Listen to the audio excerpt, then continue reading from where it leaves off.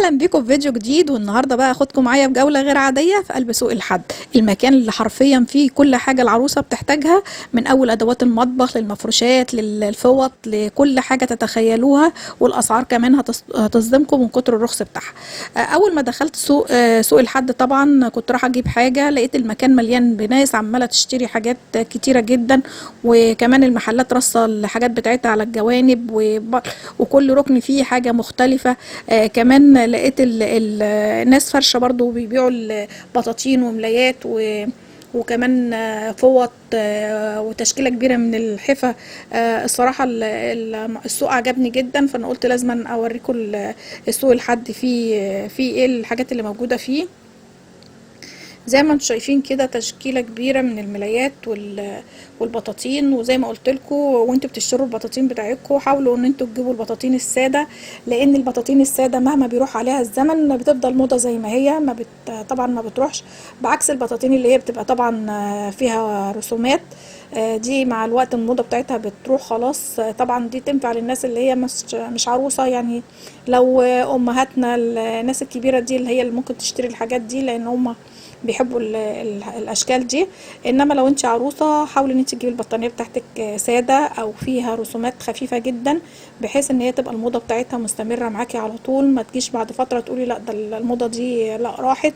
يبقى انت حاولي تجيبي وانت بتنقي حاجتك، حاولي في البطاطين بالذات هاتي البطانيه الساده، لان شكلها بيبقى شيك كمان في الفرش، وكمان بتبقى حلوه قوي.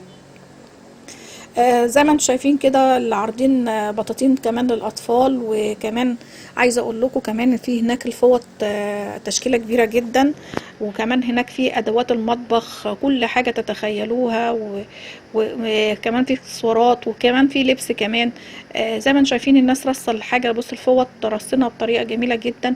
وكمان في هناك اماكن مفروشه فيها الستاير، عارضين فيها قماش الستاير بكل انواعه، وكمان في محلات كمان للقماش الستاير، الادوات المنزليه، وكمان الحاجات اللي هي بتاعت استخدامات المطبخ، سواء اطقم اللي هو طقم الملاحات او فرش تنظيف، او طبعا اي حاجه في البلاستيكات هتلاقوا موجوده هناك. المحلات برضو رصين حاجتهم برضو بنظافه وشياكه.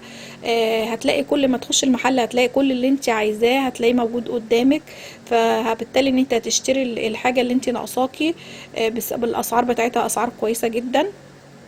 شايفين هم رصين كل حاجه على اساس ان انت لو ناسيه حاجه هتلاقيها قدامك على طول.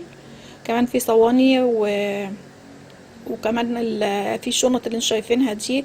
طبعا الشنط دي بتبقى حلوه قوي لانها بتبقى حافظه للحراره، او لو انت مثلا عندك حاجه مثلا رايحه في مشوار وعايزه الحاجه تفضل ساقعه زي ما هي، ممكن تحطيها فيها بتحفظ الحراره، وكمان بتحفظ الحاجه لو هي ساقعه.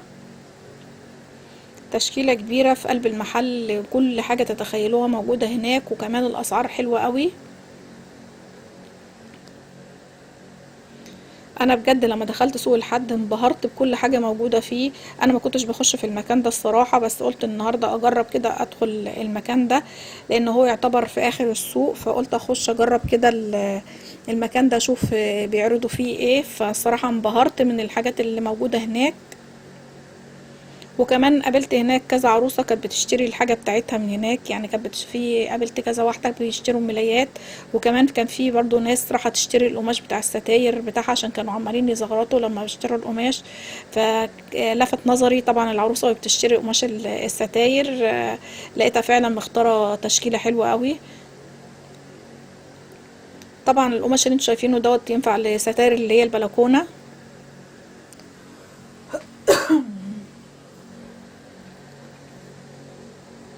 المهم وانت قبل ما تشتري تبقي عارفه سعر الحاجه اللي انت بتشتريها، لان في بعض الناس على فكره هناك ممكن يعلولك في السعر، بحيث ان انت لو فاصلتي معاه هو يبقى كده كده يعني ايه كسبان فيه كتير برضو. فانت حاولي قبل ما تشتري اي حاجه تسالي عند كذا واحد، تعرفي الاول سعر الحاجه كام بالظبط، عشان ممكن تلاقي واحد مزود قوي تكون انت رحت تشتري منه على طول من غير ما تعرفي سعر الحاجه. لا، حاولي ان انت قبل ما تشتري اي حاجه حاولي تسالي على سعرها الاول في كذا مكان، عشان تبقي عارفه قبل ما تشتري، عشان محدش يخمك في الاسعار. طبعا زي ما انتم شايفين التشكيله دي كمان بتنفع للمراتب، ولو انت عايزه حابه تعملي ستاره للبلكونه برضو في تشكيله كبيره هناك.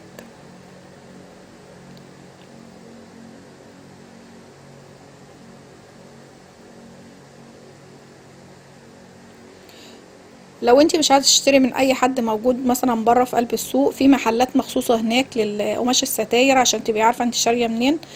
في هناك محلات مخصوصه للستاير، وكمان المفارش في مفارش للسفره ومفارش الترابيزات الانتريه. كمان المفارش بتاعه النيش، كل حاجه هتلاقيها موجوده هناك. حتى المفارش اللي انت بتفرشيها في الدولاب بتاعك هتلاقي كل حاجة موجودة في قلب سوق الحد. بصراحة انا انبهرت لما روحت دخلت السوق من جوه، لقيت فيه حاجات كتيرة جدا ابهرتني، فقلت لا لازم اعمل لكم جولة وتعرفوا ان السوق الحد مليان بجد حاجات حلوة قوي وتنفع للعرايس. بالمناسبة كمان في هناك هدوم بيتي كمان تناسب العرايس، وكمان في تشكيلة كبيرة جدا من قمصان، في تشكيلة كبيرة جدا الصراحة موجودة